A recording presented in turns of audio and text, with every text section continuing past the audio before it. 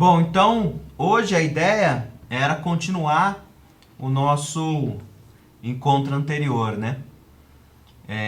Trabalhando agora então a questão do texto filosófico, pensando a questão da inserção do texto filosófico na aula de filosofia e consequentemente no material didático, né, de filosofia. Nós estamos aqui, a proposta que eu estou trazendo é a gente trabalhar com o texto do Frederico Kossutal, Elementos para a Leitura de Textos Filosóficos, para que a gente consiga pensar algum critério, né, um conjunto de critérios para a gente recortar fragmentos de textos, né? Então, assim, um dos documentos que eu acho bastante interessante que existe sobre a legislação, né, sobre a orientação do currículo em filosofia, são as Orientações Curriculares Nacionais de 2006. É um documento que você encontra aí facilmente na internet. E lá é de ciências humanas, o documento tem um setor que é de filosofia, que traz, portanto, então, orientações para a filosofia no ensino médio.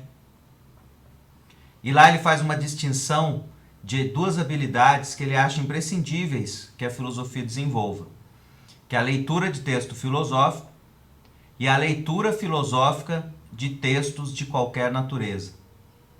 Então, de certa maneira, eu sigo um pouco essa determinação, no sentido de que eu entendo que a presença do texto filosófico ou a leitura filosófica de textos de outra natureza são dois tipos de...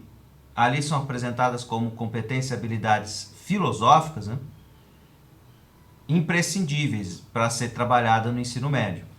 Então, eu entendo que é importante a gente ter critérios para pensar a inserção da filosofia no ensino, esse texto filosófico no ensino médio, né? E eu acho que nessa busca por uma, vamos dizer assim, por critérios ou metodologia, o Frederico Kossutal é um autor que apresenta um caminho claramente. Ele apresenta um caminho que é de leitura de texto filosófico. Portanto, eu entendo que para organizar a leitura também nos ajuda a organizar o fragmento de texto que nós vamos levar para a leitura com os nossos alunos.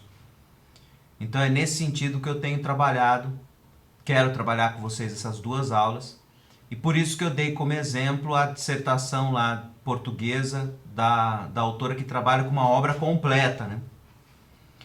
Eu fiz um artigo que saiu publicado na revista de filosofia da Uberlândia, que se chama Recorte de Textos Filosóficos e o seu Ensino, baseado nessas duas aulas que eu estou trabalhando com vocês. Vocês encontram facilmente também isso daí na internet, a revista da Federal de Uberlândia, Educação e Filosofia. E os dois primeiros capítulos do livro do Kossutal, Elementos para a Leitura de Textos Filosóficos, que eu passei para vocês também, o PDF dele completo, eu acho que esses dois primeiros capítulos são chaves para a gente fazer um trabalho de fragmentação de texto para levar para as nossas aulas e, consequentemente, ler com os nossos alunos nos mais diversos fins que a gente queira ter, mesmo porque o método do Kossutal, como ele disse na primeira aula, ele prepara a interpretação filosófica. Ele não é um método de explicação dos mais diversos textos de filosofia, mas sim um método para preparar o nosso trabalho de leitura com os alunos e interpretação com eles. Então são dois capítulos que eu considero essenciais para esse trabalho.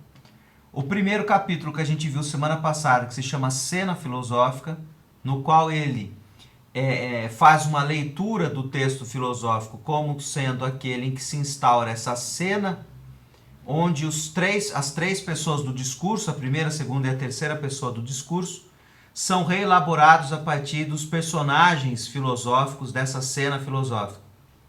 Então eu, né, a primeira pessoa identificada como aquela que organiza o discurso filosófico,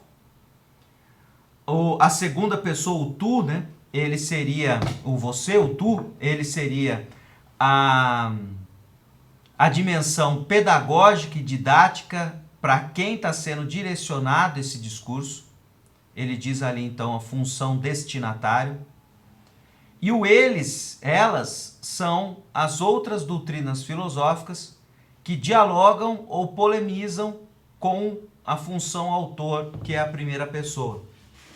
Então ele diz que das mais diversas formas que os mais diversos filósofos e filósofas criaram para essas três personagens, podem ser reduzidos a esses elementos básicos que se repetem em todos os textos.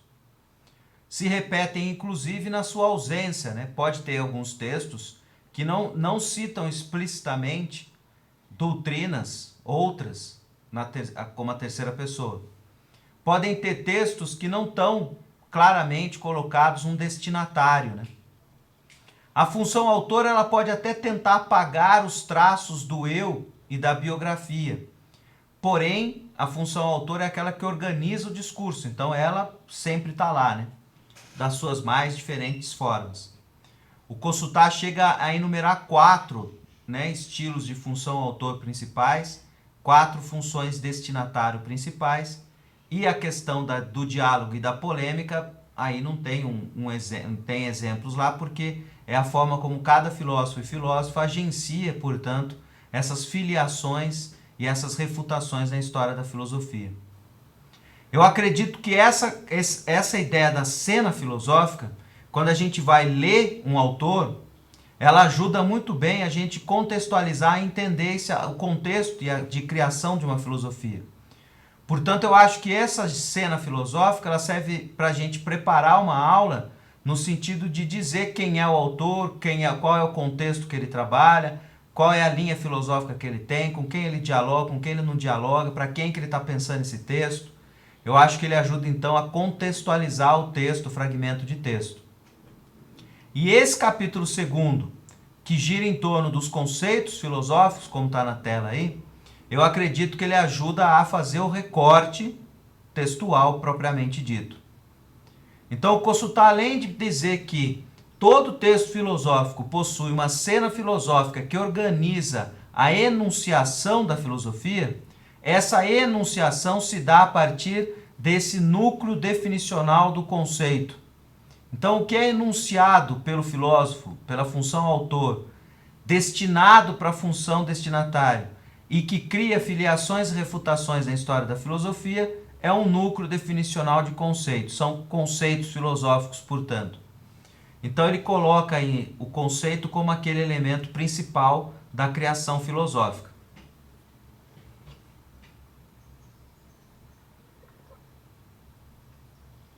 Então nós vamos ter aí, nesse 2º capítulo, a definição do que ele entende por conceito.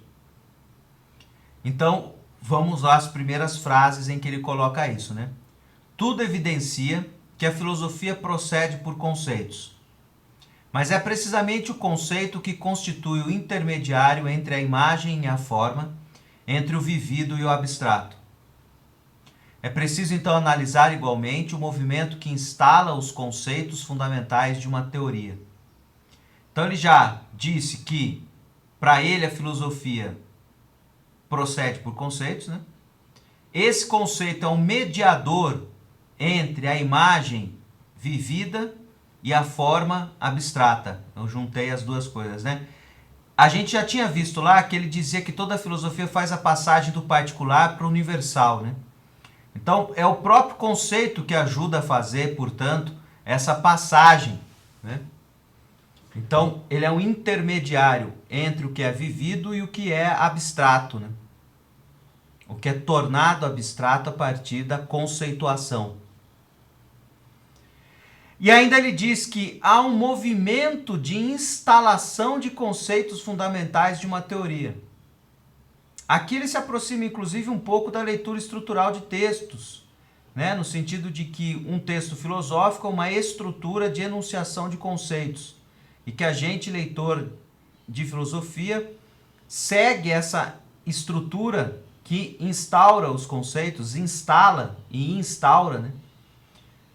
Ou seja, é uma arquitetônica do conceito, né? Então, o texto filosófico ele cria uma arquitetônica que sustenta uma filosofia criando, portanto, então, um movimento interno entre os conceitos. Então ele, Kossuth, a partir desses 3 elementos principais, vai dizer que o procedimento interessante é: por quais procedimentos unidades de sentido são fixadas, ligadas, hierarquizadas, para constituir um universo autônomo de significação. Eis o que precisamos considerar.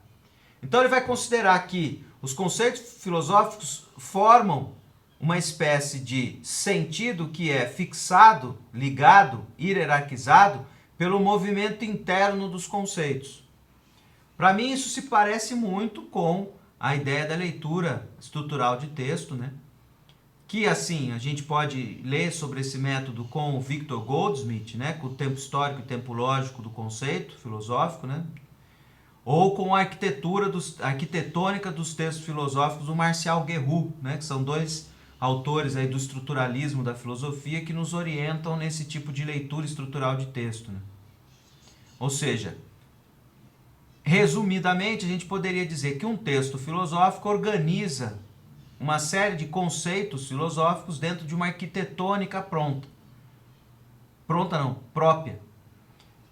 Então, o que seria essa arquitetônica? Como se fossem alicerces, né? Então você coloca pilares, coloca o andar, coloca mais pilares, e aí cada filósofo é um arquiteto, né? Então ele constrói um prédio da sua maneira, vamos dizer assim. E o trabalho do intérprete, do comentador, do leitor, daquele que está entendendo, é entender como esse prédio foi construído. Então, o que está servindo de base, o que está servindo de pilar, o que é o quarto e a janela como consequências, né? Então, é um jogo de causalidade entre termos que vão sendo construídos numa lógica dedutiva e indutiva, né? Diremos que esse universo é fechado na medida em que obedece a regras de coerência interna muito rigorosos. Então, o que os filósofos fazem é criar uma coerência dentro desse sistema. Então, por exemplo, se ele diz assim: pelo conceito X, eu entendo tal coisa. Se tal coisa eu tenho outra tanta, então significa que eu vou ter esse resultado. Isso que é arquitetônica, né? Esse jogo lógico de causa e efeito que vai se criando conforme você vai admitindo determinadas premissas como verdadeiras e vai seguindo nesse prédio, né? Construindo esse prédio. Então diz aí o Kossuth que esses conceitos filosóficos a gente deveria tentar entender como as unidades de sentido são fixadas, ligadas, hierarquizadas para construir esse universo autônomo de significação. Então ele está olhando para uma filosofia como aquela que está construindo, então, esse universo autônomo a partir de uma construção arquitetônica desses conceitos. O conceito não é apenas uma entidade assinalável graças à presença de um vocábulo. É também uma função mediadora que organiza a ordem interna do discurso. Então isso é importante. Ele não é só um termo, mas ele ganha um sentido tal que ele passa a ter uma função mediadora na organização interna do que está sendo dito. Então o conceito, por exemplo, às vezes alguns filósofos inventam conceitos, mas às vezes eles apenas pegam palavras do vernáculo, como, por exemplo, justiça ou contrato, né? Pegar um exemplo do Hobbes aí, né? E dá uma significação tal que não é a do uso corrente. O contrato, como definido pela conceituação do Hobbes, é diferente do contrato que você abrir o dicionário e pegar o sentido de contrato. Então ele não é só um vocábulo, o contrato, mas ele possui uma significação tal que ele faz a mediação, ele organiza internamente o texto filosófico que o Hobbes está propondo. Então é interessante ver que aqui também a gente pode extrair uma informação que eu acho importante, que é a seguinte: a filosofia faz essa passagem também do significado do senso comum que determinadas palavras possuem e o significado filosófico que elas podem ter dependendo da corrente filosófica que cria para ela um significado. E criar esse significado é tornar, então, essa palavra um conceito filosófico para o autor X ou Y. Então, o significado vocabular, dicionaresco de um termo é diferente do seu significado filosófico para o filósofo X, Y, Z. Tudo bem?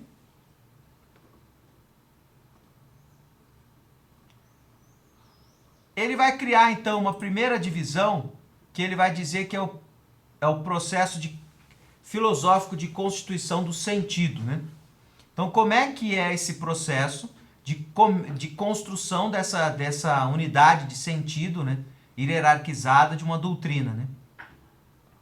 Então, tá aí as partes desse capítulo, né? Construção da função conceitual. E aí ele vai dizer que isso é interessante, inclusive, que é a ideia de uma construção, né? O Kosutal é um filósofo contemporâneo. Eu acho que aqui há uma espécie de influência de filosofias mais contemporâneas. Há exemplo principalmente do Deleuze e do Guattari, né, que tem essa concepção de filosofia como construção, como criação, né? Criação de conceitos, né? E os conceitos são da alçada do filósofo, né? O artista, o cientista não criam conceitos. Quem cria conceitos são os filósofos. Então ele vai dizer que essa construção dessa função conceitual passa por essa ideia da semântica conceitual, conjunto dessas operações através dos quais o filósofo deliberadamente explicita a significação das expressões que ele emprega. Então vamos lá. Lembra do começo como ele caracterizava o texto filosófico, que era aquele tipo de texto em que as regras de leitura desse texto eram explicitadas pelo filósofo? Então, em termos de textos, então tem um texto de literatura, um texto de ciência, um texto de história, um texto, né, de jornal, muitos tipos de texto. O texto filosófico é aquele em que o filósofo ele se preocupa em deixar explícito as regras de leitura do seu próprio texto. Uma das regras é essa: explicita a significação das expressões que ele emprega. Então, um filósofo geralmente vai, quando, por exemplo, se a gente tomar esse exemplo do Hobbes, que ele vai dizer assim: por contrato eu entendo que cada parte, na verdade ele faz o contrário, né? Ele diz assim: quando cada parte cede a sua vontade de governar a si mesmo para outra pessoa, desde que outras pessoas também cedam o poder de governar sobre si mesmo para essa mesma pessoa, todos reunidos formamos um contrato, né? Ou civitas, a que chamo de Leviatã. Então ele vai conceituar esse contrato como um Leviatã que tem força, poder maior, porque ele é a união do poder de cada um de governar a si mesmo. Você deve ter lido essas passagens aí, né, Murilo, do Leviatã do Hobbes. Ou seja, ele está dizendo que o termo que ele está criando para o Leviatã, através de uma ideia de contrato de um homem com todos os outros homens, que é como ele se expressa ali, é diferente de você pegar e abrir o contrato e entender o contrato por Rousseau, por exemplo, que tem outro sentido, né? Aí um cara pode fazer um artigo acadêmico, uma dissertação de mestrado, comparando o contrato por Rousseau e o contrato por Hobbes, por exemplo. É aí que entra o trabalho do pesquisador, porque é diferente, não é o mesmo contrato. O Rousseau não faz parte de uma escola hobbesiana, né? Eu sou discípulo do Hobbes e eu estou usando a noção de contrato dele. Não, isso é outra história, é outra concepção de contrato. E é outra ainda de se a gente abrir o dicionário e pegar e ver o que está escrito contrato. Ou você fazer um contrato aí de jogador de futebol com um time de futebol, ou contrato de aluguel de uma casa, ou seja, é outro tipo de contrato. Então, quando ele diz que um filósofo deliberadamente explicita a significação das expressões, significa que o filósofo, quando está construindo esse tipo de texto, ele precisa dizer: por contrato eu entendo tal coisa. Eu estou propondo que a palavra contrato significa isso. Então, e isso fica uma marca explícita no texto. Tem uma marca explícita. Ou seja, ele pode vir a usar exatamente essa expressão. Por contrato eu entendo. Ou seja, ele está dizendo explicitamente que para ele o contrato tem esse sentido. E esse tipo de formulação discursiva é comum no texto filosófico. Então nós, como leitores, quando vamos recortar um texto filosófico para levar em sala de aula, se você quer trabalhar o contrato, você pode usar esse índice como marcador disso. Então usa esse índice, então a frase, pô, contrato, eu entendo, como um índice de um trecho que você pode recortar e levar para a sala de aula. Porque esse marcador aí seria um marcador preciso de um momento em que ele vai dizer o que ele entende por contrato. Então é isso que eu tenho chamado de um critério, de um guia, que facilita a ideia de recortar um texto. Sendo que aí tem implícito toda uma teoria do consultar, né? De que o conceito, portanto, apesar de usar vocábulos da linguagem comum, ele tem um significado filosófico construído pelo autor. Continuo a consultar. Analisar a maneira pela qual a significação dos conceitos se acha instaurada no texto e os papéis que lhes são atribuídos na discursividade filosófica. Aqui já começa a avançar então a teoria dele, né? Ou seja, então primeiro o filósofo vai construir esse significado.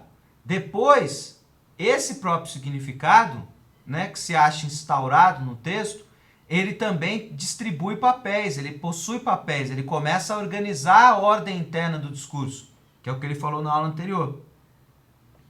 Então, por exemplo, no texto do Hobbes, primeiro ele lança as bases do que ele entende por humano, como ele entende o período primitivo selvagem, para daí construir a necessidade de um poder comum que vai apaziguar a situação de guerra de todos contra todos. Aí ele vai dizer que esse poder comum precisa ser instaurado via um contrato. E aí ele vai enunciar o que ele entende por contrato, que é essa história de cada homem voluntariamente faz um acordo com todos os outros homens, em que ele vai ceder o poder de governar a si mesmo para uma terceira, né, uma outra entidade, desde que todos os outros também cedam esse poder.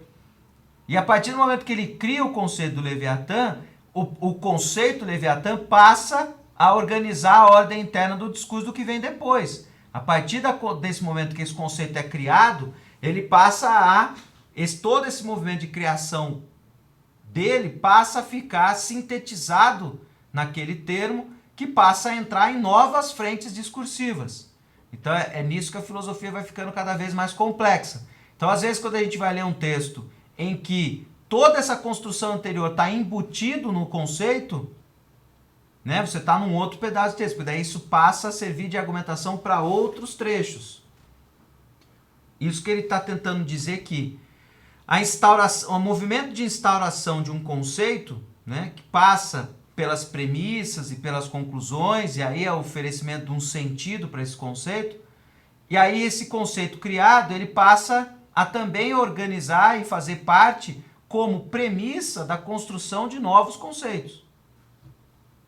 É nesse sentido que ele passa, então, a ter papéis que a própria discursividade filosófica vai atribuindo a ele.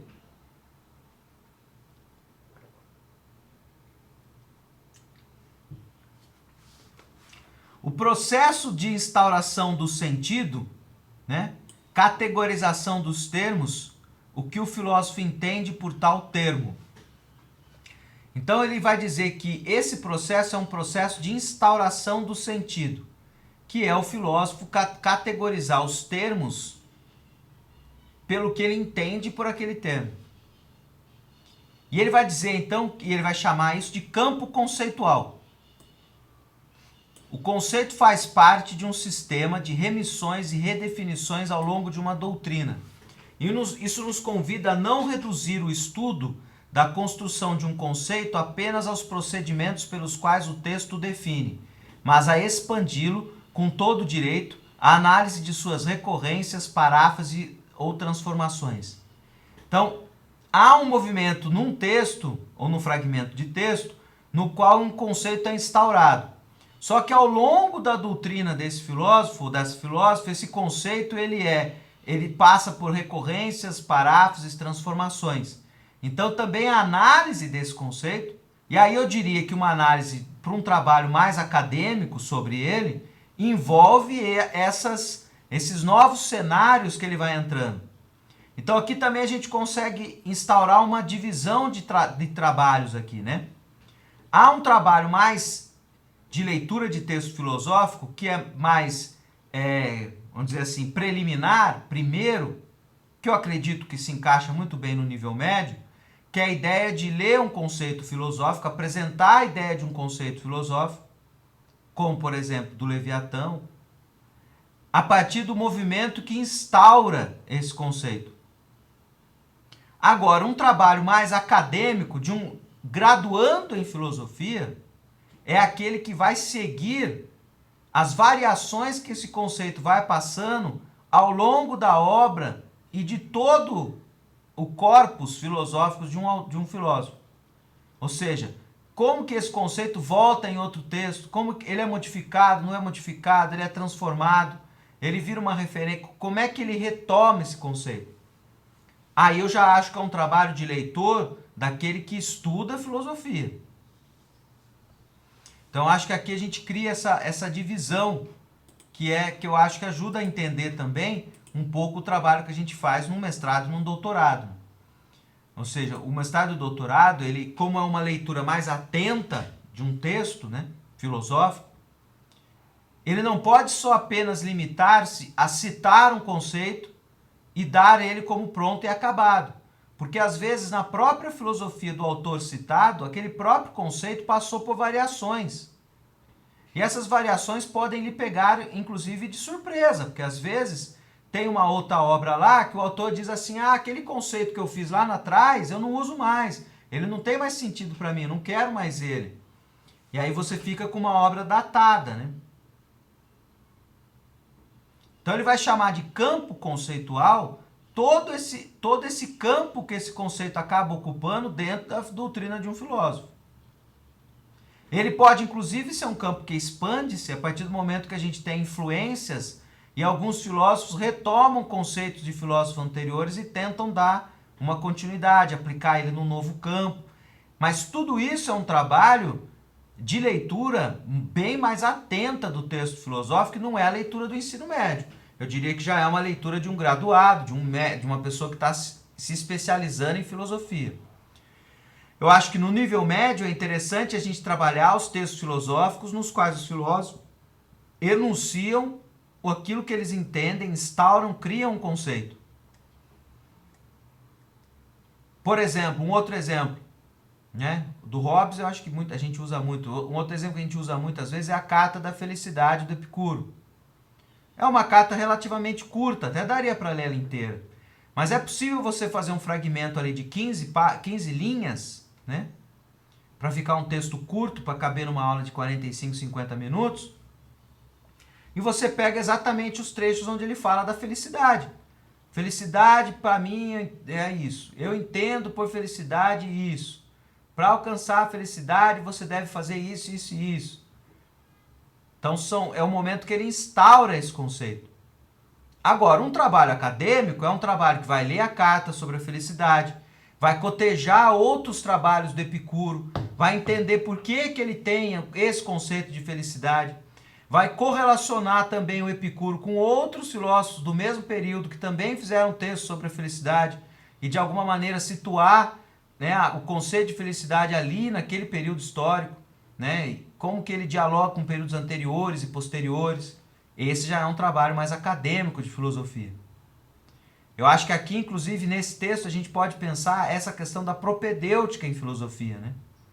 Por exemplo, a Carta da Felicidade, com alunos do primeiro ano, é melhor se fazer um fragmento de 10, 15 linhas, pensar essa ideia de que um filósofo é aquele que tenta transmitir uma mensagem para seus leitores, então essa ideia do diálogo é interessante, por isso que ele fez uma carta.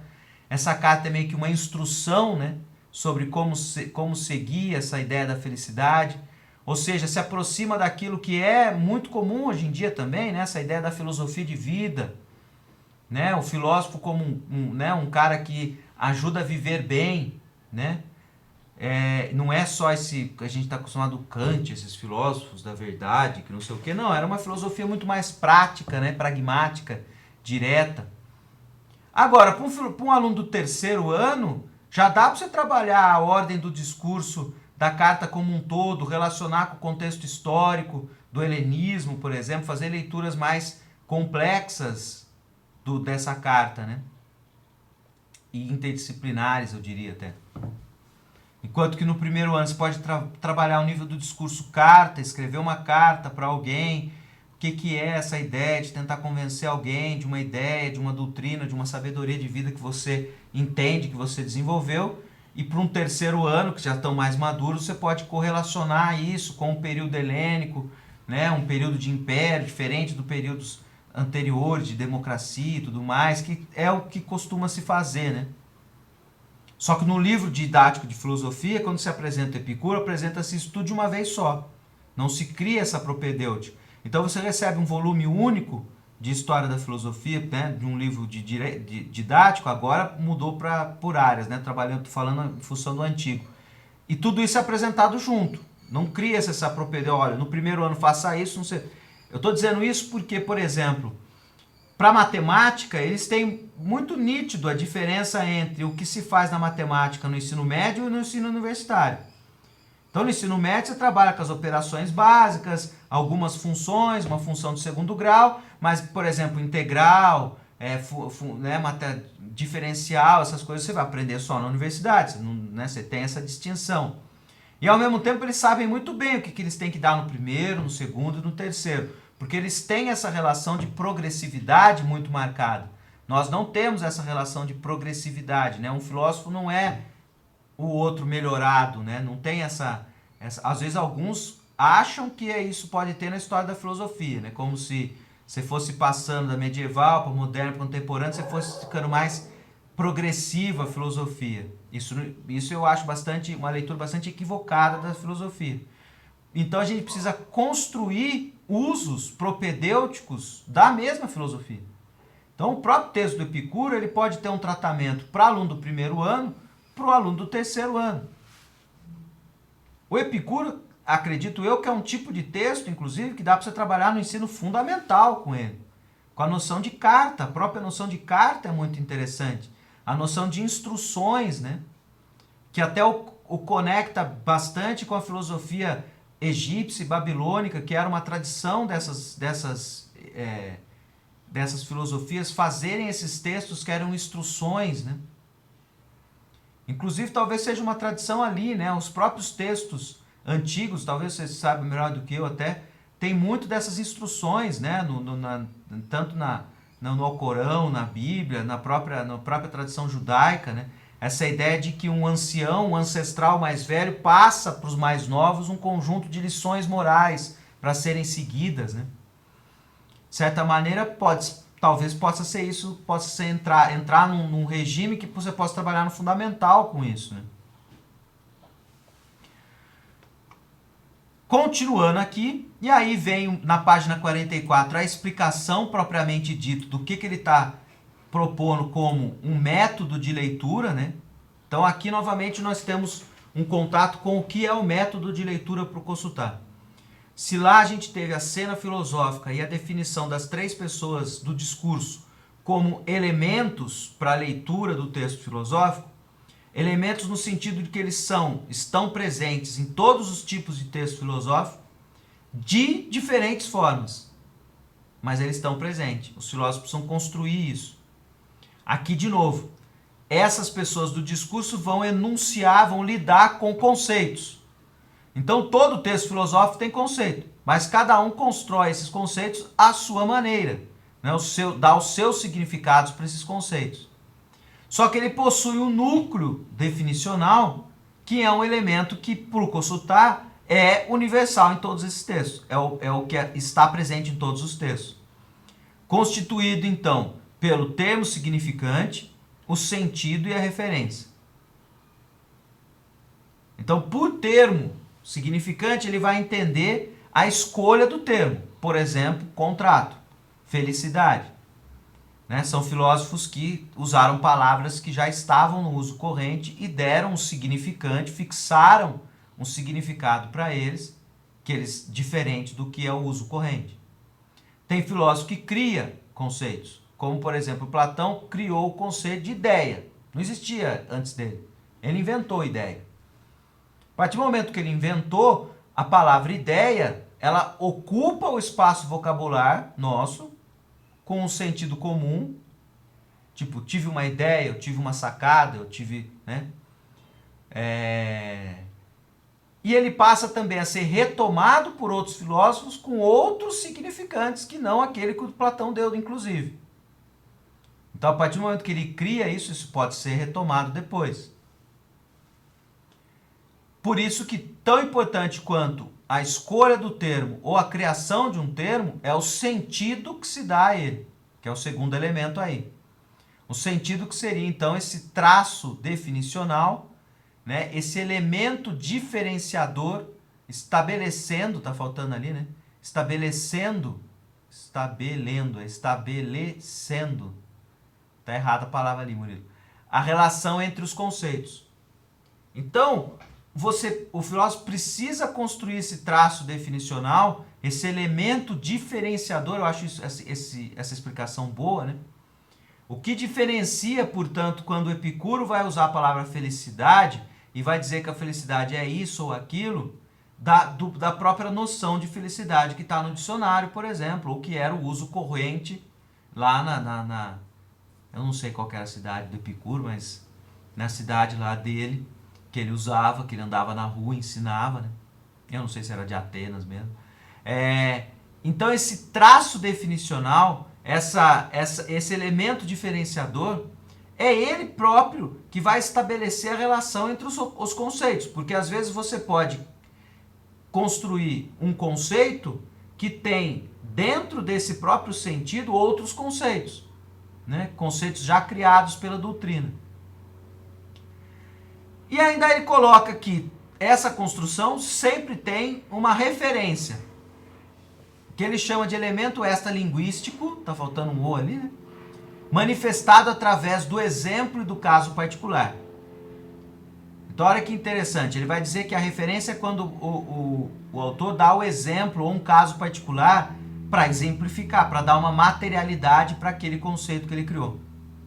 Explicitações metasemânticas que permitem ao autor explicitar, argumentar ou comentar sua elaboração definicional.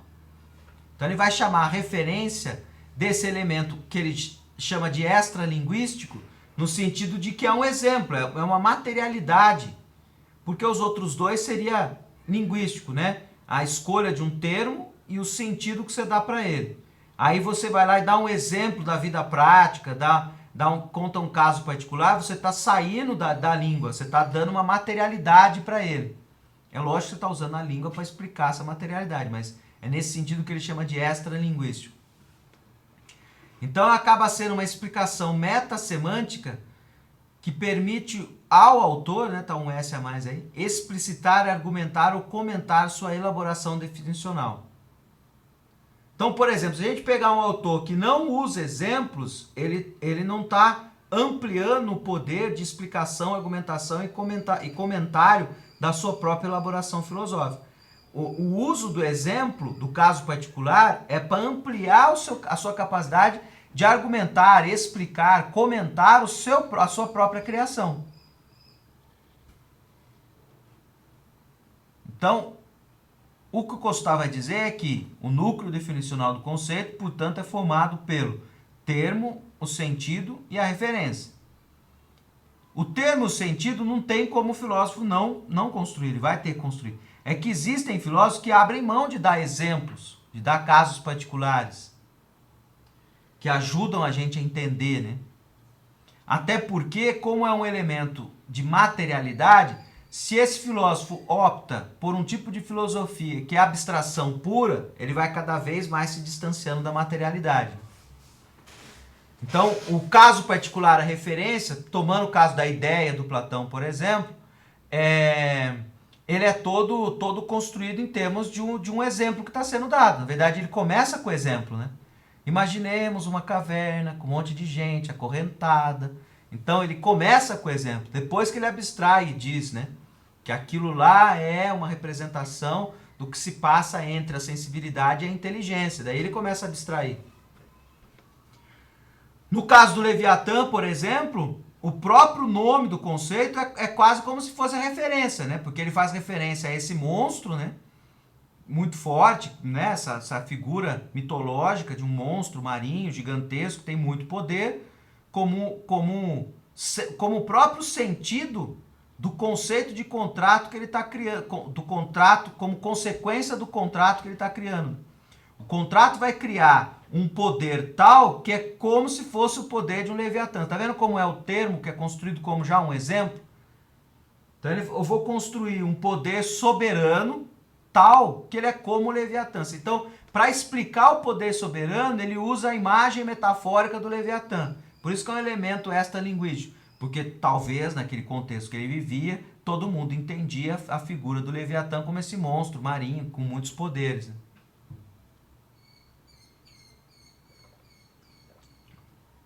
Então eu diria que esse núcleo definicional do conceito, ele pode ser bastante elucidativo e guiar o nosso trabalho de recorte de texto filosófico. Então, parte da gente, né? Eu quero trabalhar com tal conceito. Por exemplo, o conceito de felicidade. Para trabalhar esse conceito de felicidade, eu quero usar o conceito de felicidade do Epicuro, porque você pode usar outros, né? Eu quero levar um fragmento de texto para o meu aluno ler, da Carta da Felicidade. Não vou ler, porque o texto tem 30, 40 páginas, não vou conseguir, vou ler 15 linhas com ele. Como que eu vou recortar? A gente tem que sentar, ler o texto, usar os marcadores explícitos do discurso do tipo, por felicidade entendo, a felicidade para mim é isso, porque tem esses marcadores. E aí, recortar, tendo em vista a presença desses três elementos: o termo, felicidade, a explicação da felicidade. Salvo engano, ele fala lá, não ter dor no corpo e não ter desprazeres da alma. Ele associa essa ideia de que a felicidade, né, não é você não ter nem problemas do espírito e nem problemas do corpo. Né? Não temer a morte. Ele vai colocando um monte de coisas lá que ele diz, né, que são... não deseja, né, tem aquelas coisas bem desse período que é assim, não desejar mais do que você pode lhe dar, né? Enfim. São traços definicionais da noção. Geralmente esse conceito filosófico ele também não é definido por um só, né? Ele tem vários, por isso que são traços definicionais. E aí você, nesse caso da felicidade, ele dá lições práticas. Por exemplo, não temer a morte. É um exemplo prático ali, né? Não ter dores na alma e não ter dores no corpo, né? Daí ele pode explicar isso, né? Por exemplo, coma moderadamente, né? Não tema em demasia a morte. Ou seja, esse é um texto que está muito marcado pela passagem para a materialidade, né? Porque é um texto de lição prática. Né? Os dois exemplos que eu acabei dando, o Leviatã também, né? Mas a ideia é de que, para recortar o texto, o bacana é que a gente consiga ter esses três elementos, né? O vocábulo, né? O conceito, a sua explicação, o seu significado e uma referência, um caso particular, um exemplo, que dá materialidade para essa associação que você criou entre o termo e o seu significado. Então, na hora de recortar o texto, é bacana achar umas 10 ou 15 linhas que tenham, então, portanto, esse núcleo a partir da sua escolha, né? Porque você pode escolher outro texto, outro conceito, né, para trabalhar.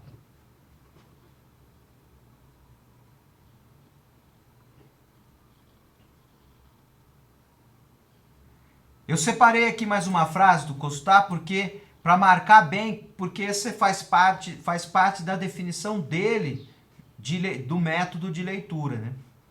Para o Kostá, o filósofo é sempre levado a elucidar filosoficamente seu próprio uso da linguagem. Então, em algum momento ele vai explicitar, vai dar esse marcador linguístico de que ele está explicando os termos que ele entende, o que ele está entendendo. Né? Eu acho isso muito importante porque a base do trabalho do Kostá é essa.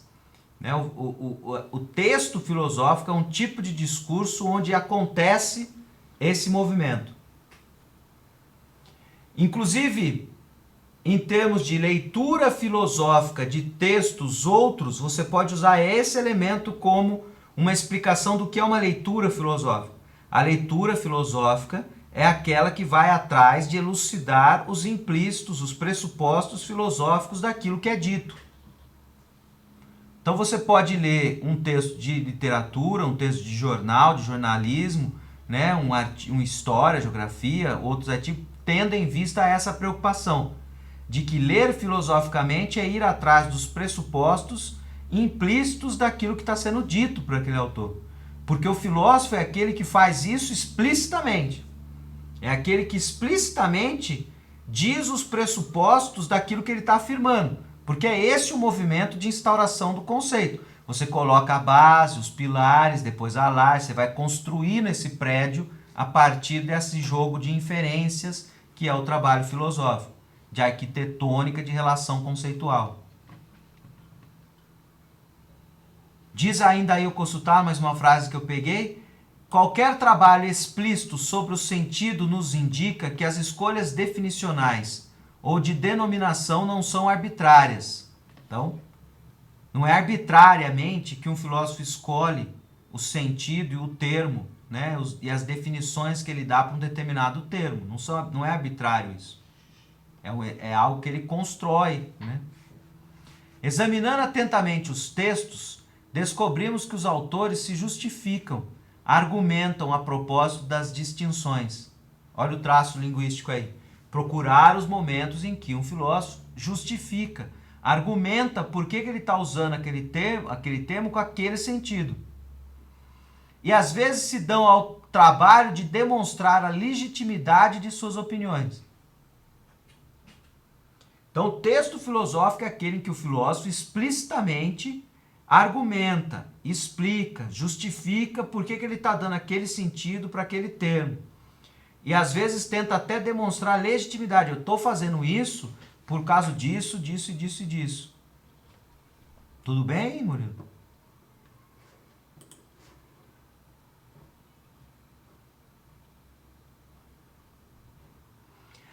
Aqui nesse ponto 2, eu quis trazer por conta de ele marcar o papel do leitor, né, nesse texto, né? Então, ele está fazendo um método de leitura, né? E aí ele falou muito do campo da produção. E agora ele está falando um pouco do campo de quem lê o texto, né?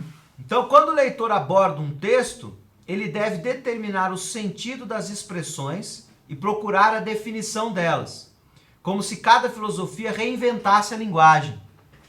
Então a gente tem que começar a ler um filósofo pensando que ele vai reinventar a linguagem. Qual que é o termo aqui principal? Felicidade. Então, vou determinar o sentido da expressão e procurar as definições dela. Então, eu vou pegar a carta da felicidade e vou pôr assim, o conceito que ele vai trabalhar é felicidade. Vou pôr lá, felicidade. Na página tal, ele fala que a felicidade é isso. Na página tal, ele fala que a felicidade é isso. Isso é a leitura atenta do texto. Não é essa leitura que você vai cobrar do aluno, né? Essa leitura é que você tem que fazer. Depois você recolhe um trecho que você acha que é significativo e que você possa retomar esses sentidos que você extraiu na leitura de um breve pedaço do texto, na explicação da aula ali desse texto. A unidade de sentido é constituída pela frase, que é o suporte da relação predicativa, da qual o conceito é um elemento. Então é uma frase bem de análise de discurso, né? Então, essa unidade de sentido é a frase. Então a frase é: por felicidade eu entendo não ter dores no corpo e nem desprazeres na alma, ou dores da alma. A função predicativa é aquela do é, né? Felicidade é um predicado. Ele está usando essa clássica definição da predicação que vem lá desde Aristóteles, né? O famoso SEP, né? O sujeito é um predicado. O conceito entra, então, num duplo sistema de relações. Relações com outros conceitos exteriores à frase e relações com outros elementos na proposição. Aqui que está o trabalho do professor que ensina. Então você vai pegar uma frase onde está felicidade é tal coisa. Você vai explicar para ele por que que o conceito se relaciona com o predicado, como que o sujeito se relaciona com o predicado. E também vai fazer aquilo que o aluno não tem condições de fazer, que é relacionar essa definição que ele deu com outras coisas que não estão ali no texto que você está dando para ele, que está no resto do texto, que está em outros filósofos do período, que está em outras obras do autor. Esse trabalho é a gente que faz.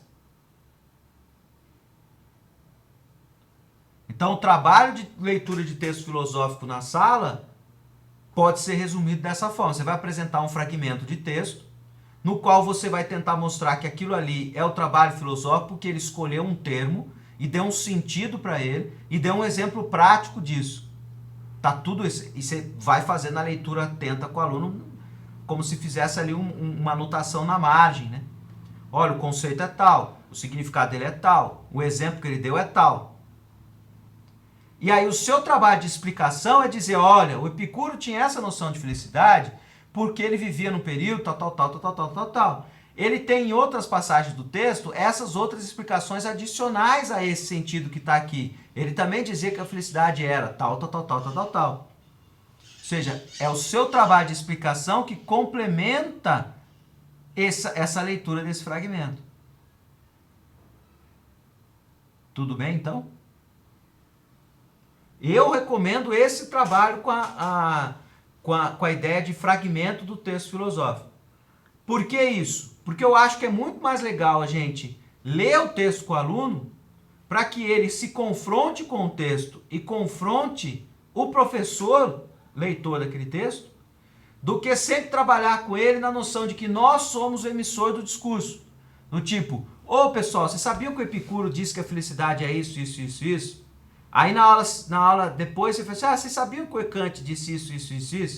Você sabia que a Simone de Beauvoir disse isso? Você sabia? É sempre você dizendo o que o outro disse. Agora, pessoal, vocês sabiam que o Epicuro disse isso aqui? E aí você mostra o texto na lousa e lê com eles o texto. Vocês sabiam que o Kant disse isso aqui? Aí eles vão ler o Kant. Daí eles vão ver que o tipo de texto do Kant é diferente do texto do Epicuro, que é diferente do texto da Beauvoir. Então eles vão entrar em contato com diferentes regimes aí de instauração semântica de conceitos. E eu entendo que essa diversidade é imprescindível, senão os alunos sempre vão ter aula com a gente, de André, de Murilo. Nunca vão ter aula de Epicuro, de Kant, porque eles não estão lendo os caras. Eles estão ouvindo você dizer deles, eles estão lendo você falar deles. Então a presença do fragmento de texto é o que garante o contato do aluno com o texto. Então eu entendo que tem que ter texto em aula de filosofia. Por isso que o desafio é pensar o tamanho do texto e a qualidade do texto, e como ler esse texto, né? Então eu acho que fragmentos de até 15 linhas são textos que cabem numa aula, para ser lido com o aluno na aula, né? Não é para você pedir para ele ler em casa e comentar na aula. Para pedir para ele ler em casa, dá para você dar um texto maior. Para ler com ele em sala, 15 linhas eu acredito que dá tranquilamente para você ler explicando o texto. E aí você tem que ter um método de explicação desse texto. E aí que eu estou extraindo do Consultar esse método. Então você usa a cena filosófica para contextualizar o filósofo naquela conversa inicial de apresentação do texto que vai ler e do problema que ele está levantando ali, por que ele escreveu aquele texto, com quem que ele dialoga, com quem que ele refuta, né, briga. Aí você lê o fragmento, tendo em vista que ele é constituído por... Quer dizer, você também já tem que ter selecionado o fragmento a partir desses 3 elementos. Ele possui um termo, ele possui um sentido colocado para esse termo, uma explicação do que ele é, e ele possui uma referência, um caso particular, um exemplo, uma aplicação do conceito. Então, aí você consegue ler com o aluno um texto e fazer uma leitura filosófica desse texto, porque você está expondo para ele que aquele texto possui uma lógica de construção de um sentido para um termo. O Consultar ainda traz aqui a ideia, né, de que esse processo de instauração de um conceito pode ser também uma instauração de uma substantivação, né?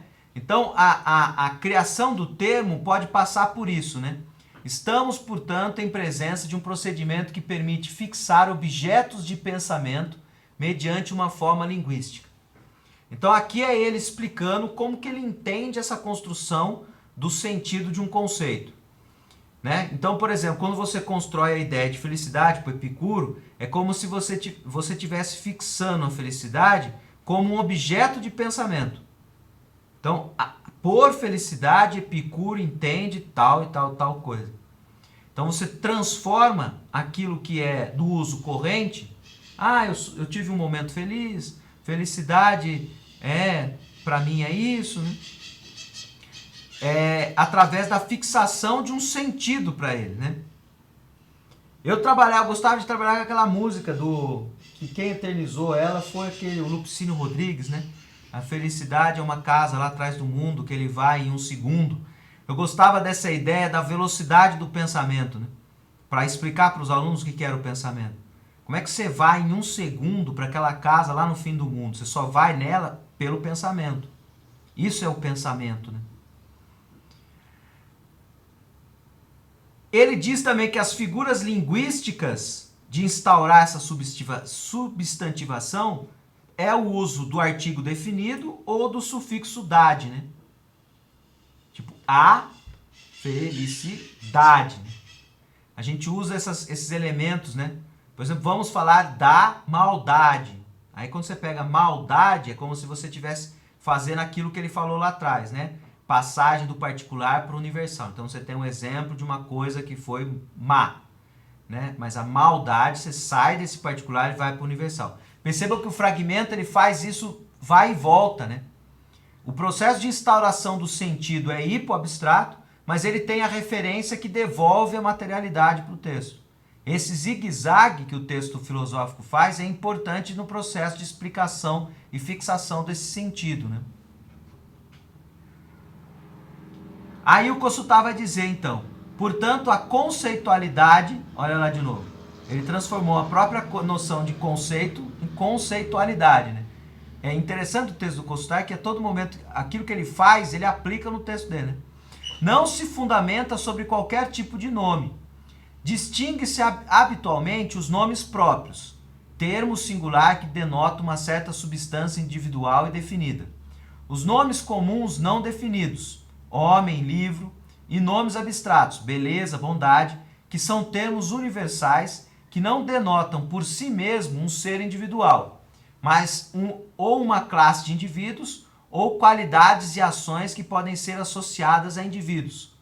Os primeiros são universais genéricos, né? Homem, livro, definidos por propriedades inerentes a seus elementos.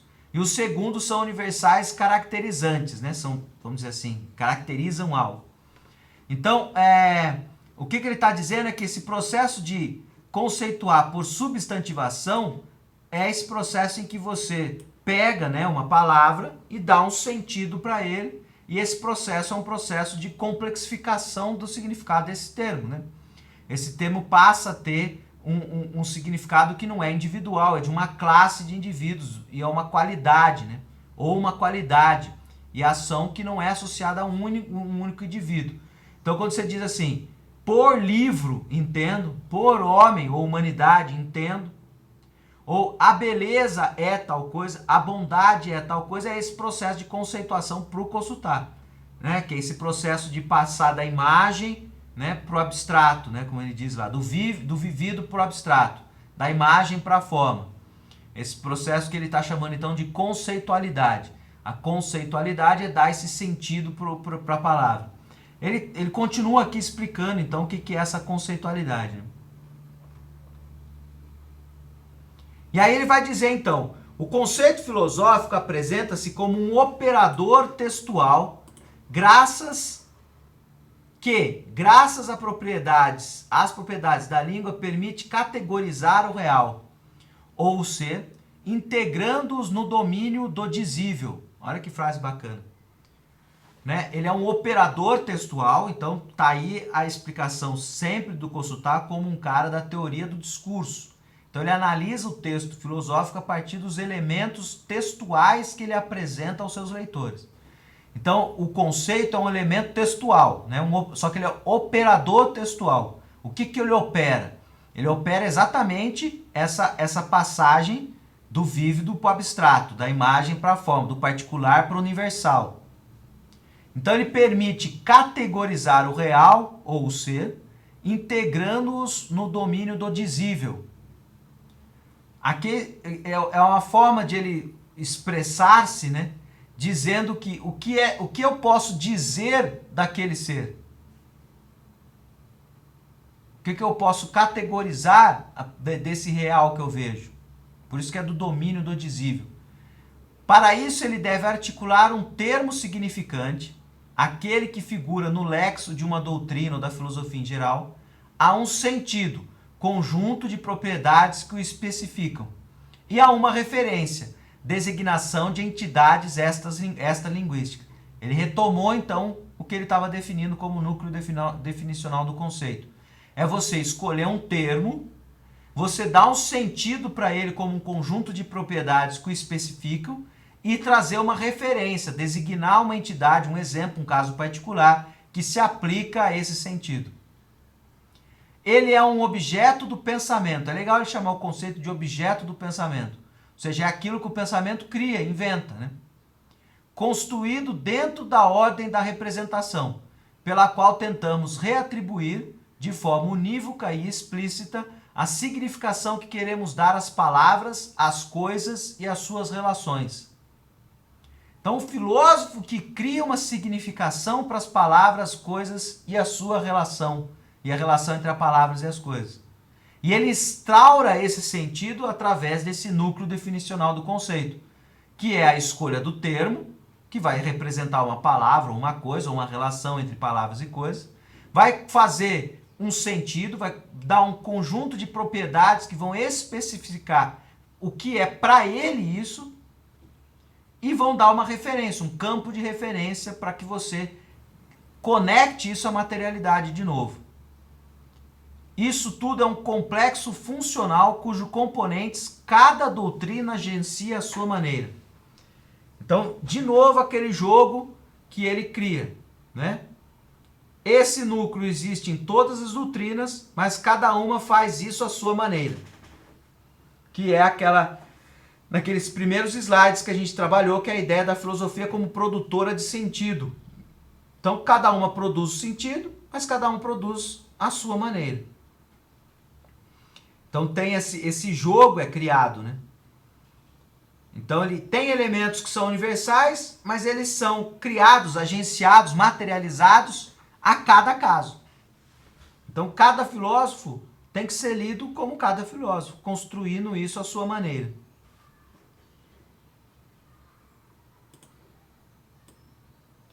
Tudo bem até aqui, Murilo? O estatuto dos conceitos num texto filosófico supõe, portanto, a análise das operações pelas quais o filósofo explicita a relação entre o termo significante, o sentido e a referência. Então vamos lá de novo. O filósofo ele instaura esse movimento e ele explica esse movimento mais de uma vez ao longo do texto. Ele explicita a relação que ele cria entre o termo que ele escolheu, os sentidos que ele está dando para ele e as referências. Esse trabalho de definição, de escolha dos termos e das regras de uso que instaura a conceitualidade de uma doutrina constitui a semântica filosófica. Então, sempre esses termos do universo, né, da teoria do discurso. Então, ele vai chamar isso de semântica filosófica. Então, a construção desse maquinário de construção de sentido. A filosofia, para ele, é definida como isso, né? É uma máquina de construir sentido para determinados termos, ou inventar termos e inventar o seu sentido.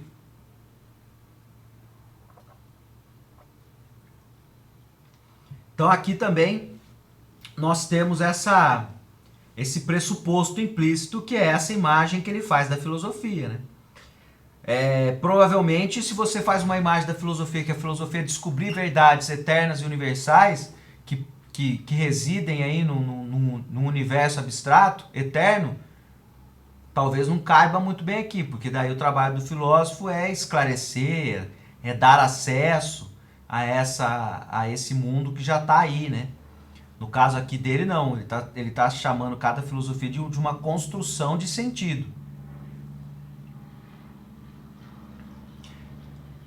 Essa semântica filosófica é aquela que coordena a dimensão, então, semântica, lógica e ontológica.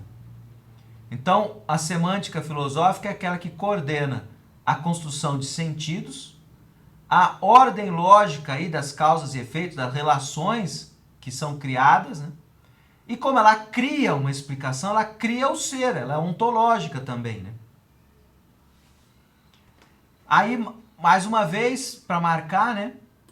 Definir um conceito consiste, portanto, em fixar sentido, referência, produzir relações e fornecer as regras que permitem a sua utilização.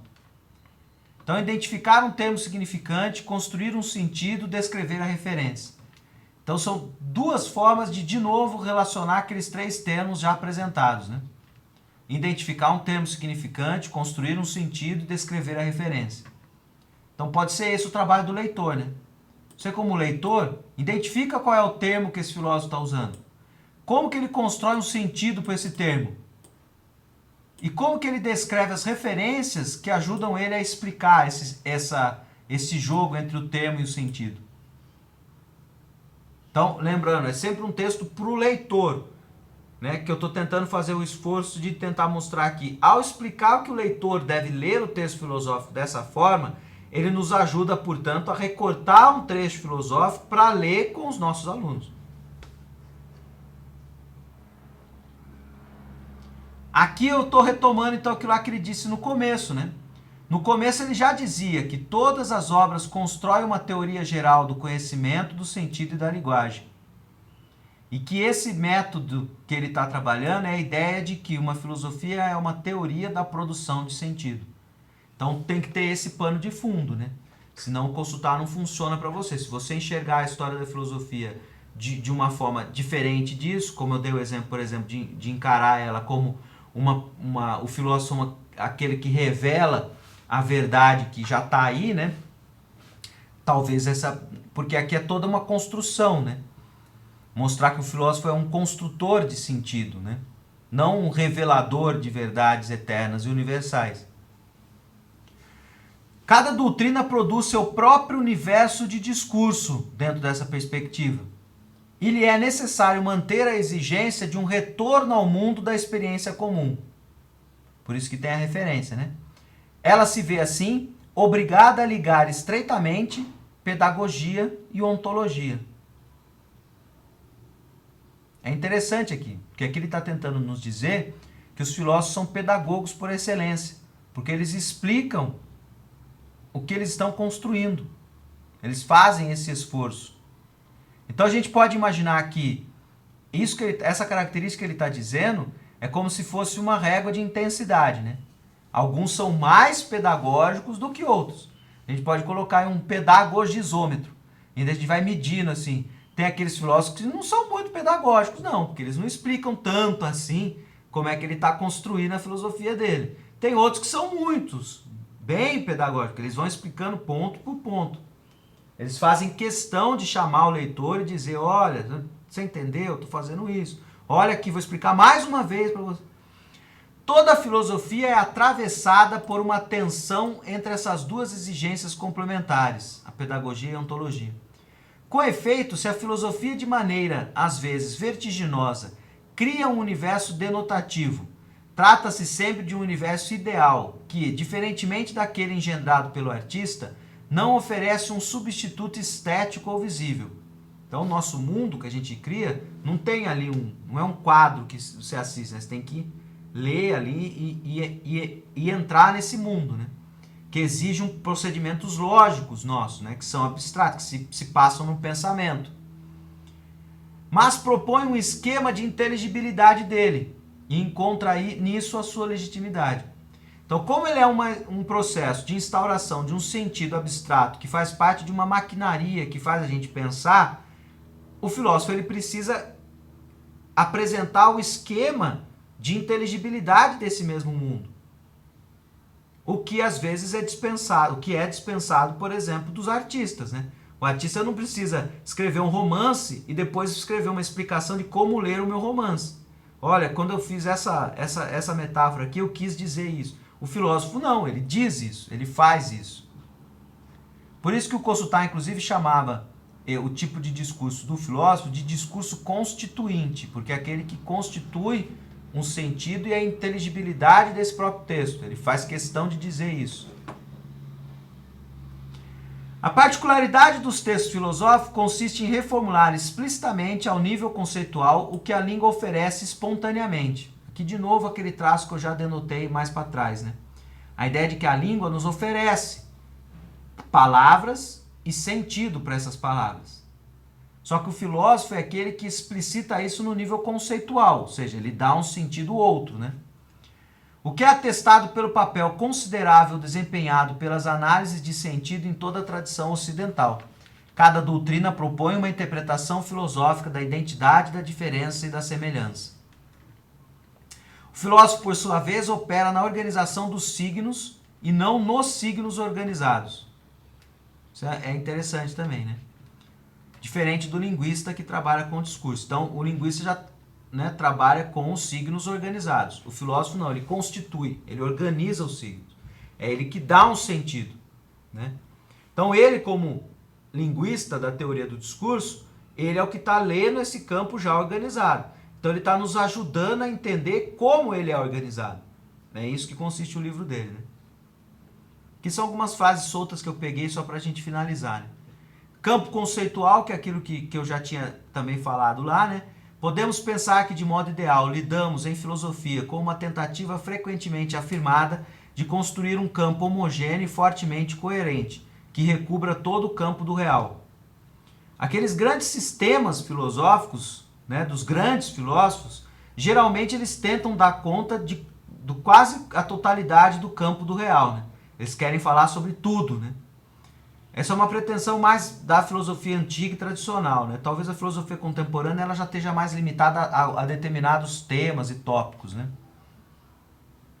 Aqui uma outra frase que é a relação entre conceitos podem, por sua vez, tornarem-se conceitos, né? A ideia de que você faz um processo de instauração de um conceito, depois outro, depois você relaciona esses dois e cria mais conceitos, que essa maquinaria de construção conceitual é muito grande, né?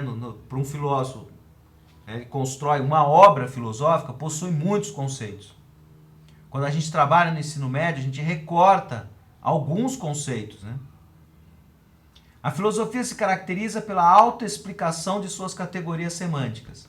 Essa passagem também eu acho que ajuda a entender bem aí o que ele está tentando sempre reforçar, de que o filósofo ele explicita as regras de leitura do seu próprio texto.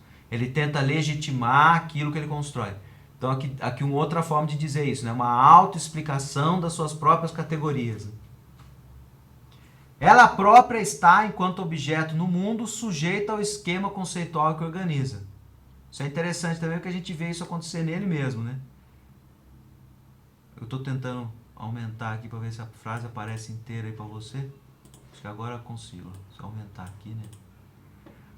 Ela própria, a própria filosofia, está, enquanto objeto no mundo, sujeita ao esquema conceitual que ela organiza. A ideia de que o filósofo deveria aplicar a sua própria filosofia, aquilo que ele propõe enquanto filosofia, né?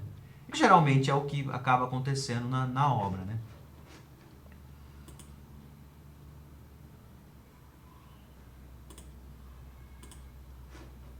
Então, só para retomar aqui, então, aquilo que eu estou tentando propor, né? A partir desses conceitos, eu chegaria nesse esquema aqui, né? De que o método do Kosuta, pensando nele para... Ixi, aí ficou ruim minha câmera aí, não sei se está aparecendo eu aí, tá ruim. Enfim, só para você saber que eu estou aqui, isso não é uma gravação.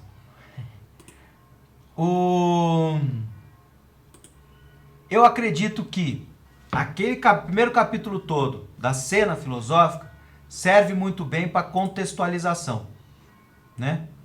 Então, eu acho que se a gente pegar e organizar a nossa aula, deixa eu ver se aqui, ponto. Organizar a nossa aula de modo que a contextualização inicial que a gente vai, né, falar para o aluno, ela pode passar pela função autor, né? Quem é?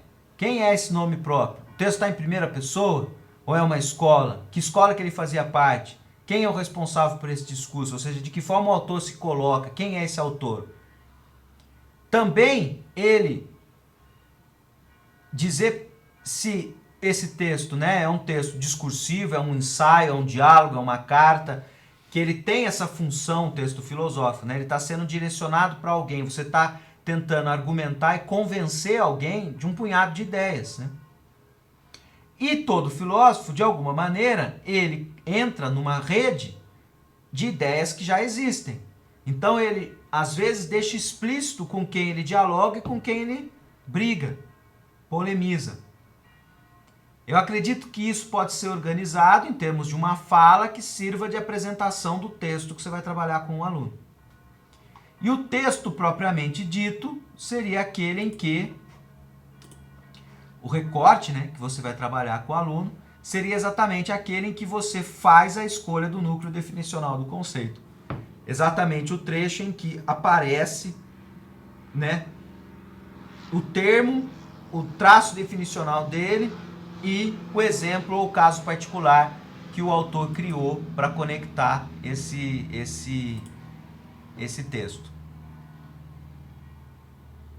Então, o fragmento, para ser lido com os alunos, né, de 15 linhas, eu fazia muito, pegava, punha esse texto de 15 linhas em 4, né, na folha, e aí cada vez que você imprimia, saía 4, né? Então, com 10 xerox, você já tinha 40 textos para levar para a aula, então ficava barato.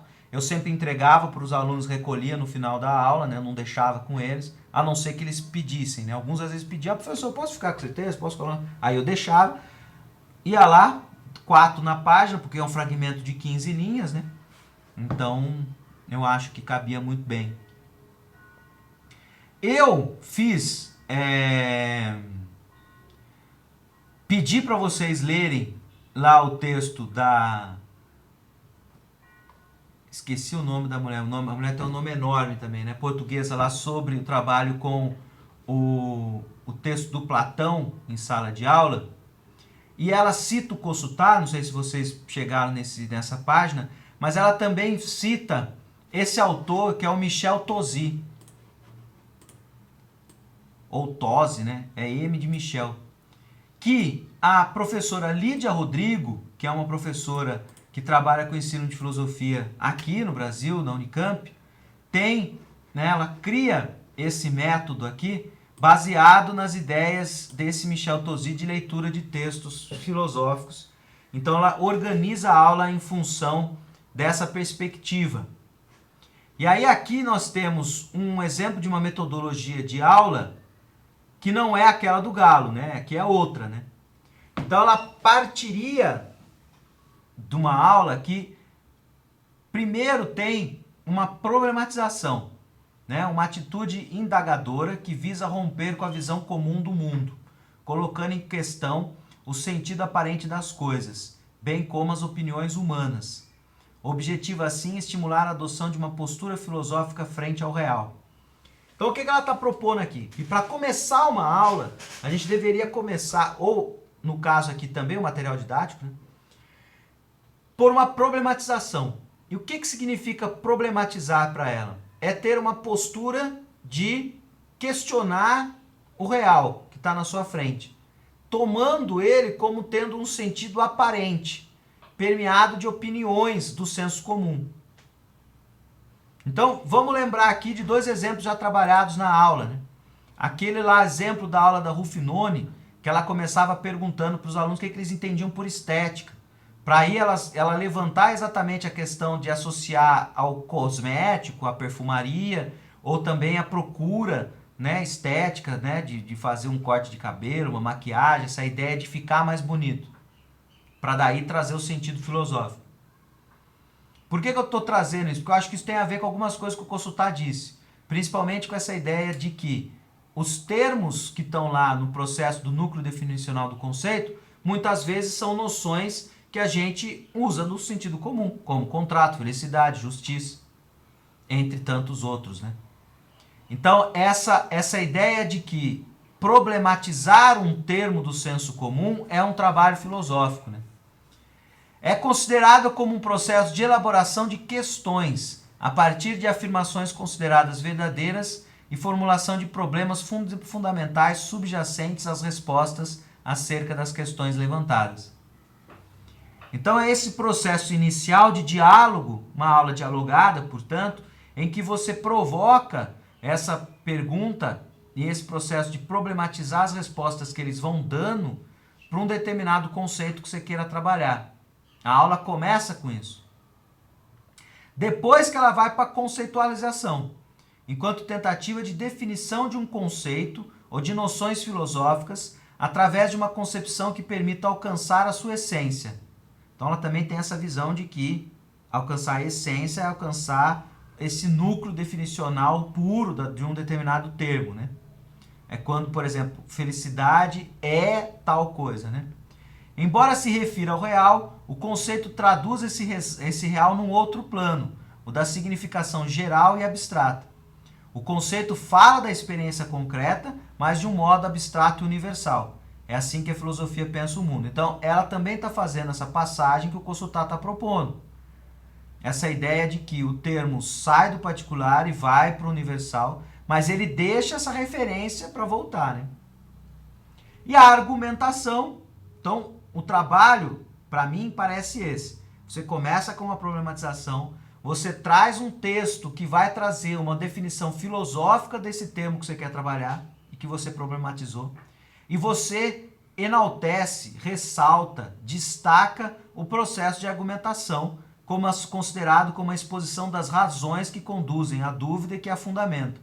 Argumentar consiste em apresentar razões que permitem fundamentar e validar as afirmações.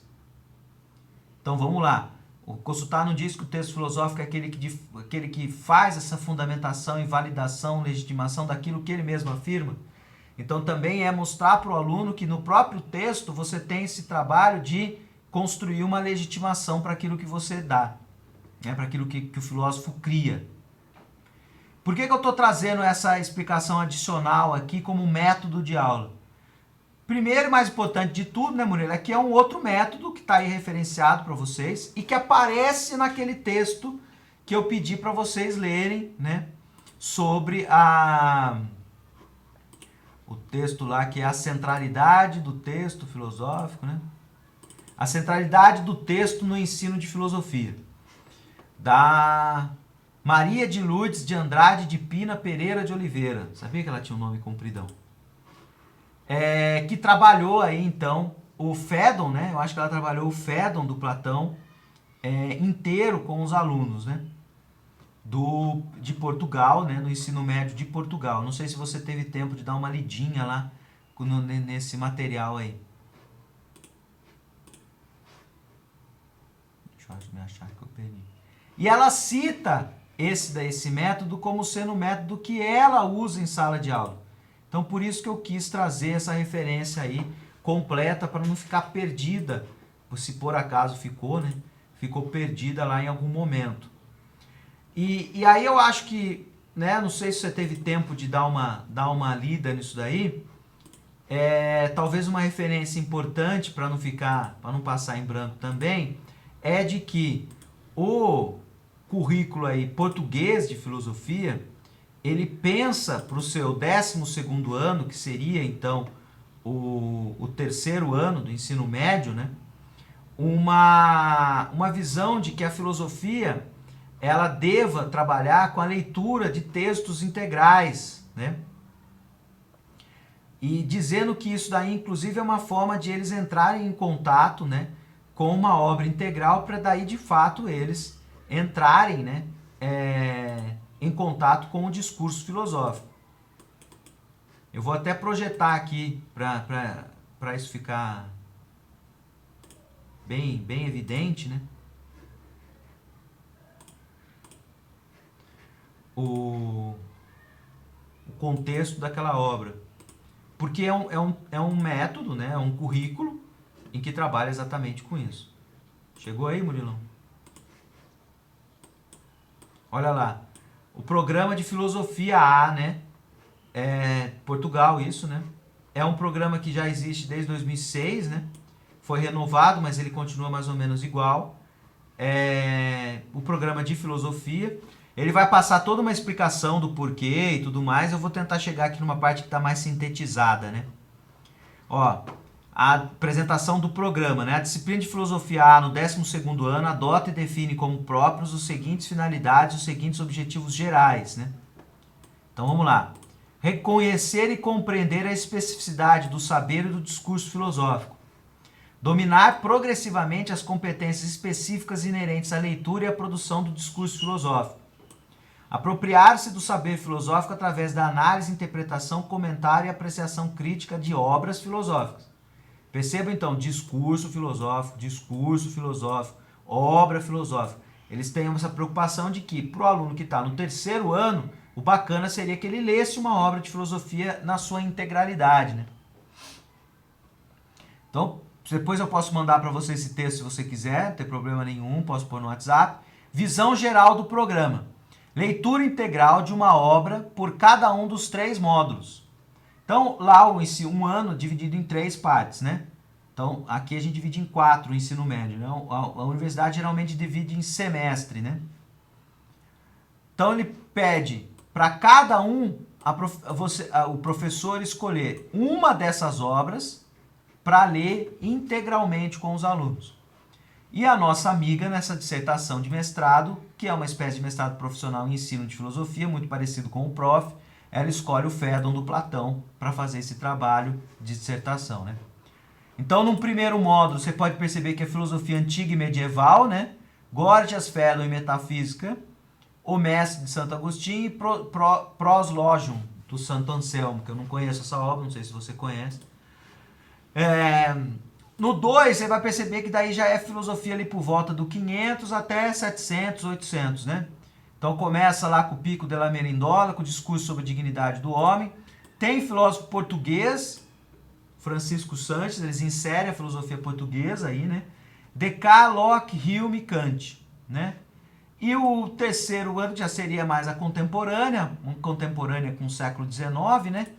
Tendo Hegel, Marx, John Stuart Mill, Nietzsche, Edmund Husserl, Bertrand Russell, Martin Heidegger e a Hannah Arendt aí, como você escolhe uma dessas para trabalhar a leitura com o aluno, né, inteira, vamos dizer assim, né? Então, é um pouco isso, né?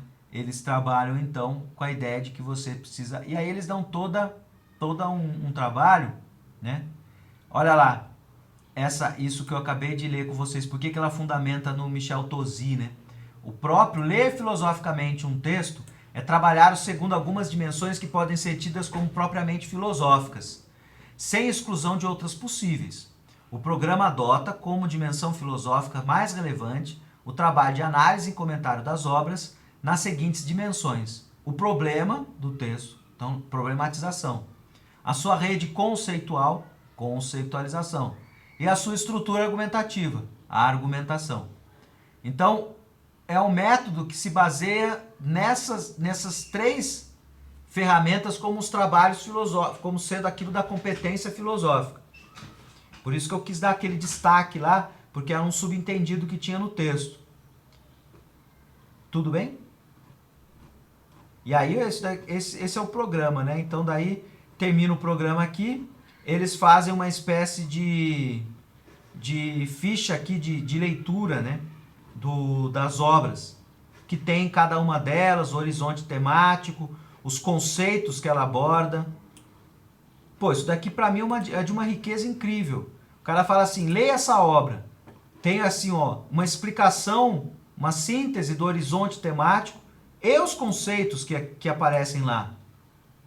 Perceba então, Você quer pegar o Gorgias e trabalhar então com o aluno do primeiro ano, você pode pegar aqui 2 ou 3 artigos. O que o Gorgias fala, por exemplo, de justiça e lei? Ou o que ele fala dessa coisa da tirania, poder e política, ou seja, você faz um recorte. No terceiro ano, você pode ler a obra inteira e mostrar como todos esses conceitos se relacionam. Isso que é uma espécie, essa ideia de propedêutica da obra, né? Do trabalho de ensino de filosofia. Eu me preocupo muito com isso, porque eu fico meio com receio, às vezes, porque eu vejo muita gente trabalhar, né, com os conceitos, com as fases do ensino médio, às vezes de uma maneira meio igual, às vezes entra com o aluno do primeiro ano e com o terceiro ano com o mesmo tipo de linguagem, com o mesmo tipo de recorte conceitual, com o mesmo tipo de trabalho, sem essa percepção de que há uma mudança considerável na maturidade do aluno, ainda mais do contato com a própria filosofia, né? O primeiro ano, supostamente, ele não tem contato com a filosofia até então. No terceiro ano, ele já teve 2 anos de contato, né? Então seria isso, Murilo, que eu teria para apresentar hoje, né? Não sei quais são suas observações, críticas, dúvidas. Não, eu acho muito interessante a leitura do Consultar. Eu acho que até para mim mesmo faltou isso daí lá no começo da própria faculdade, porque ele, pelo menos, clarifica um pouco até melhor a própria leitura filosófica que se faz de um texto, né? Digo para mim mesmo, ele abre assim, o horizonte e facilita, talvez até um pouco mais a percepção da leitura própria. Então, acho que antes de pensar lá nos alunos, eu estou pensando mais em mim do que nos alunos propriamente dito. Mas eu acho muito interessante essa visão que você colocou lá dos fragmentos, o trabalhar o fragmento é muito válido. Essas 15 linhas aí eu acho que eu vou até adotar aí para esses últimos dias aí que nós temos de aula, que basicamente tem só esse mês, né? Dezembro já acaba, e trabalhar um pouquinho mais isso. Eu não trabalhava, né? Já falei, eu não costumava. Eu tenho 1 ano e meio só que eu dou aula há pouco tempo. Mas no começo eu não trabalhava muito a leitura filosófica em si com os alunos. Era mais o explicado, falar, esse fala sobre isso e traz toda a visão. Mas eu vejo uma mudança até interessante quando se trabalha o próprio texto, porque você dá, eu acho que a palavra que está em voga aí, o protagonismo para o próprio aluno, né? Pensar, claro que depois você vai fazer, você vai auxiliar, você vai ajudar a entender naquilo que você sabe também. Mas você joga o protagonismo da leitura e dá a oportunidade do aluno também pensar, porque de modo geral o ensino ele parece, né, que não dá muito essa oportunidade. Assim, o professor ensina, vocês aprendem aquilo que nós ensinamos, né? Você não pensa por si só, você pensa por aquilo que eu quero que você pense. Então acho que dá essa liberdade aí para o próprio aluno. Por isso que eu gostei muito assim tanto do primeiro capítulo quanto do segundo, né, do Consultar. Achei muito interessante, sobretudo para mim. São 2 pontos essenciais que você colocou. Eu também conheci esse texto do Consultar já no mestrado e percebi que, assim, eu comecei a ler melhor os textos filosóficos depois dele. Ele ajuda a gente a organizar para o nosso próprio estudo, né? Por isso que eu continuei com ele e quis trazer ele para essa questão da formação inicial dos professores com os meus alunos. Nesse caso agora a gente já está numa espécie de formação já continuada, né? Então não perco a oportunidade de trazê-lo como um elemento que eu acho imprescindível para que as pessoas que mexem com filosofia lidem com ele. E com certeza o segundo ponto para mim é capital, é essencial. É você trazer o fragmento de texto para que ele gere controvérsia, para que ele inclusive questione o próprio professor. Fala assim, professor, eu li negócio da felicidade do Epicuro, estou achando diferente do que o senhor está dizendo. Agora, quando sou eu falando assim, o Epicuro por felicidade entendia isso, isso e isso, o aluno não lê o Epicuro. Ele está tendo contato com o que eu estou dizendo dele. Então, primeiro de tudo, eu acabo homogeneizando o discurso filosófico, porque é sempre eu. É eu falando do Platão, é eu falando de Aristóteles, é eu falando de Epicuro, é eu falando da Beauvoir, é eu falando É sempre eu. Então, ele não lê o texto. Ou ler uma frasezinha, que não dá para ele pegar essa semântica, né? Ele precisa de umas 15, 20 linhas para pegar a semântica do autor, né? E, mais do que isso, de não homogeneizar o discurso dos filósofos, tem também essa questão que é permitir a divergência daquilo que você está lendo, porque você está mostrando um documento para ele. É como se fosse um documento mesmo. Então, lê o texto lá. Olha, pessoal, estamos lendo esse texto aqui. Eu acho que ele está, né? Ele está dizendo que a felicidade para ele... Mas, peraí, professor. Mas será que quando ele está falando isso, ele não está... Ele abre caminhos possíveis de diálogo, que é uma coisa que não tem se você fizer só a sua interpretação, porque só vai ter você. Aí ele vai concordar ou discordar de você, aí você pode ficar bravo ainda, né? Falando assim, não, mas você não entende nada, sou eu que entendo. Aqueles professores que ainda falam isso ainda por cima, né? Então, estando o texto ali, você se coloca na posição de que vamos ler junto o texto. Né? Eu sou apenas uma pessoa que eu li mais filosofia que vocês e vou ler junto com vocês. Não sou eu que sei o que ele está querendo dizer com o texto. Né? Eu só vou ajudar aqui, porque eu li mais filosofia, né? E a gente vai ler junto e ver o que vocês estão... O que esse texto do Epicuro ajuda a gente a resolver de problema hoje? Nenhum? Então vamos partir para outra. Ah, ajudou você a pensar a felicidade hoje? Que legal. Então vamos usar ele para isso e para aquilo. Eu acho que é um pouco essa perspectiva, e esses dois pontos que você colocou são imprescindíveis. Eu acho que falta aula metodológica na nossa graduação, que é a aula sobre o que é ler um texto filosófico, como se lê, como organizar a leitura dos nossos textos, que é como o Kossuth afirmou.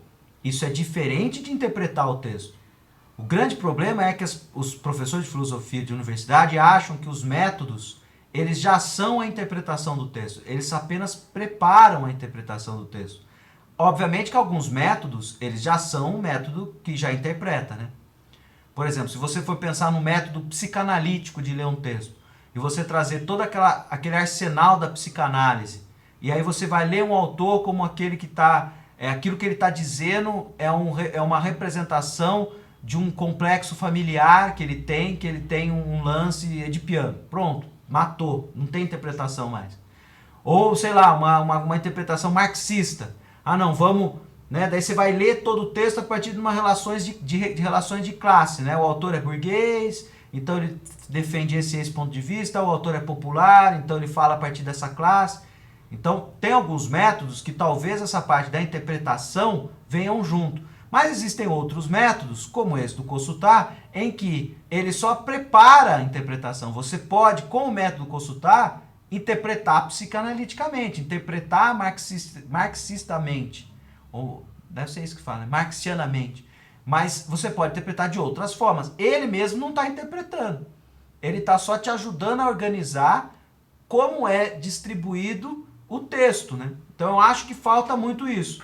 Falta, inclusive, explicações sobre a questão desse método de leitura da história da filosofia, que é esse que vê essa progressividade, que é um método que eu diria bem hegeliano, né? A gente trabalha muito com um método que é hegeliano, é Hegel que propõe essa ideia desse pêndulo, né, entre um idealista e um materialista. Então é Platão, Aristóteles, Santo Agostinho, São Tomás de Aquino, Descartes, Locke. Né? Aí o Kant faz a síntese e o Hegel é o que faz a síntese de tudo, aí nasce a noção de síntese, né? Entre esse pêndulo. Isso é uma leitura da história da filosofia que é muito presente nas nossas graduações e que ninguém fala pra gente. Ninguém traz o texto do Hegel pra gente ler assim. Ou o método estrutural, que eu citei dois autores que têm esses textos, que é o Victor Goldsmith, com o tempo lógico, o tempo histórico da leitura de texto filosófico, e a arquitetônica do texto filosófico do Martial Guerroux. São dois autores franceses que ajudaram a fundar o método de leitura da filosofia da USP, que acabou virando um padrão que se estende por muitas universidades de filosofia. Mas falta essa aula, que é uma meta-aula, né? Que é uma aula sobre a leitura dos textos, né? Também cada professor que está dando aula de estética, filosofia antiga, poderia falar do método que ele adota também, não teria problema nenhum, né?